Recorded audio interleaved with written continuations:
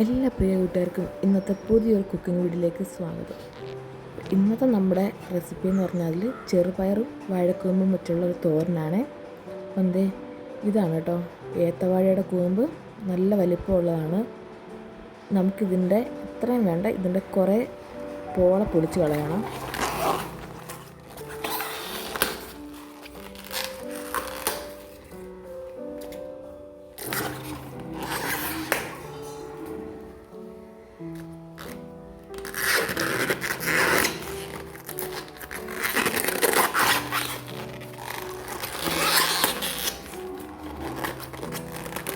ഏകദേശം വലിയൊരു കൂമ്പിൻ്റെ ഇത്രത്തോളം മതി തോരൻ വെക്കാനായിട്ട്.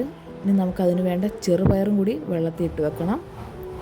ഇനി ഈ വാഴക്കൂമ്പ് നന്നായിട്ടൊന്ന് കഴുകിയെടുക്കാം.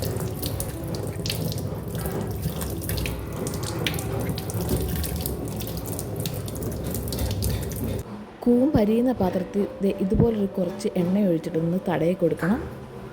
അതുപോലെ തന്നെ നമ്മൾ ആ പിച്ചാത്തിയിലും നമ്മുടെ കയ്യിലും കൂടി കുറച്ച് എണ്ണ പുരട്ടുകയാണെങ്കിൽ ആ കൂമ്പിൻ്റെ കറ നമ്മുടെ കൈ പറ്റാതിരിക്കും. ഇനി വാഴക്കൂമ്പിൻ്റെ മുകൾ ഭാഗം ചെറുതായിട്ട് ഇതുപോലെ ഒന്ന് കട്ട് ചെയ്ത് കളഞ്ഞിട്ട് നമുക്ക് നല്ല കുരാന്നും പറഞ്ഞ് അരിഞ്ഞെടുക്കണം.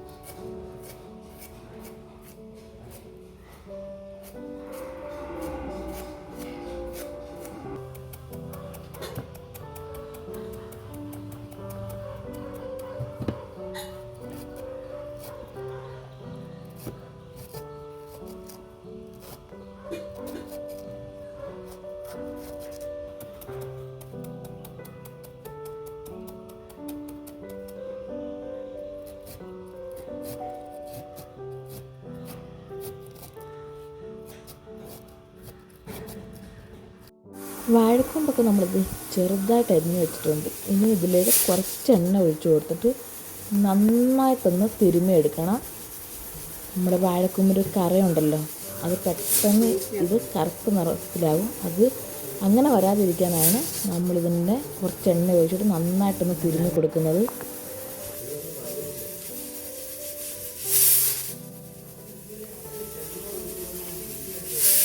ഇത് മാറ്റി വെച്ചിട്ട് ഇനി നമുക്ക് വാഴക്കൂമ്പ് തോരന് ആവശ്യമായിട്ടുള്ള അരപ്പ് തയ്യാറാക്കാം. അപ്പം നമ്മൾ ആദ്യമായിട്ട് 4-5 അല്ലി വെളുത്തുള്ളി എടുത്തിട്ട് അതൊന്ന് ചതച്ചെടുക്കണം.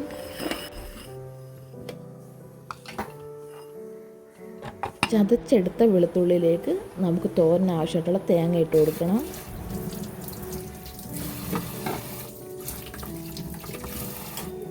ഒരു 1/4 സ്പൂൺ അളവിൽ മഞ്ഞൾപ്പൊടി ചേർത്ത് കൊടുക്കാം. ഒരു 1/4 ടീസ്പൂൺ അളവിൽ നമുക്ക് ജീരകപ്പൊടി ചേർത്ത് കൊടുക്കാം. നിറത്തിന് വേണ്ടി മാത്രം മുളക് പൊടി ഇട്ട് കൊടുക്കാം. ഇനി ഇതൊന്ന് ജസ്റ്റ് കറക്കിയെടുക്കാം.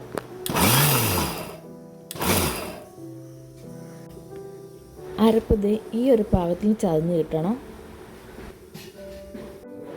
ഇനി ചട്ടി ചൂടാകുമ്പോൾ നമുക്ക് എണ്ണ ഒഴിച്ചു കൊടുക്കാം.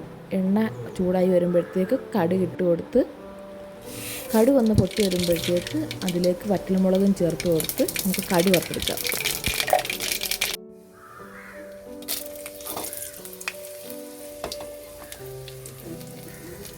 ഇത് നന്നായിട്ടൊന്ന് മൂത്ത് വരുമ്പോഴത്തേക്കും ഇതിലേക്ക് കുറച്ച് അരിയും കൂടെ ചേർത്ത് കൊടുത്ത് നന്നായിട്ടൊന്ന് വറുത്തെടുക്കണം.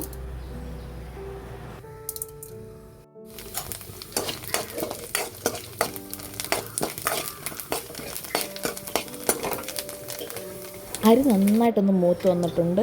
ഇനി നമുക്കിതിലേക്ക് കരിവേപ്പിലയും കൂടി ചേർത്ത് കൊടുത്ത് ഒന്ന് ഇളക്കിയെടുക്കാം.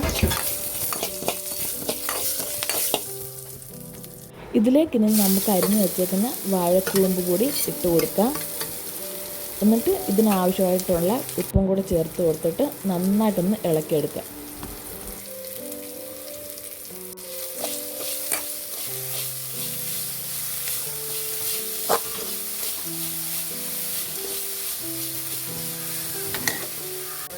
ഇനി ഇതിലേക്ക് നമുക്ക് അരച്ച് വെച്ചിരിക്കുന്ന അരപ്പും കൂടെ ചേർത്ത് കൊടുക്കാം. അധികം താമസമൊന്നുമില്ല കേട്ടോ, പെട്ടെന്നാവും നമ്മുടെ വാഴക്കൂമ്പ്. ഇനി എല്ലാം ഇതുപോലൊന്ന് തത്തിപ്പൊത്തി വെക്കാം. ഇങ്ങനൊരു 1-2 മിനിറ്റ് ഇരിക്കട്ടെ. അപ്പോൾ നമ്മൾ ഇതിന് മുമ്പ് വെള്ളത്തിട്ടിരുന്ന വൻപയർ വേവിച്ച് വെച്ചിട്ടുണ്ടായിരുന്നു. അതും കൂടി ഇതിലേക്കൊന്ന് ചേർത്ത് കൊടുത്ത് നന്നായിട്ടൊന്ന് ഇളക്കിയെടുക്കാവേ.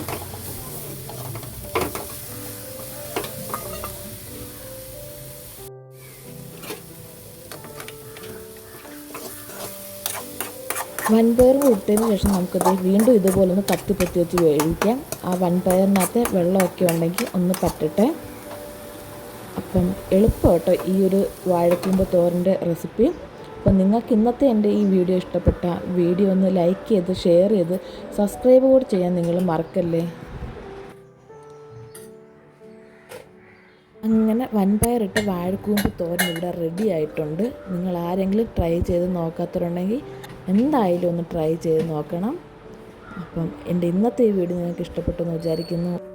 നേരത്തെ പറഞ്ഞതുപോലെ തന്നെ വീഡിയോ ഒന്ന് ലൈക്ക് ചെയ്ത് ഷെയർ ചെയ്ത് സബ്സ്ക്രൈബ് ചെയ്യാൻ കൂടി നിങ്ങൾ മറക്കല്ലേ. Thank you for watching.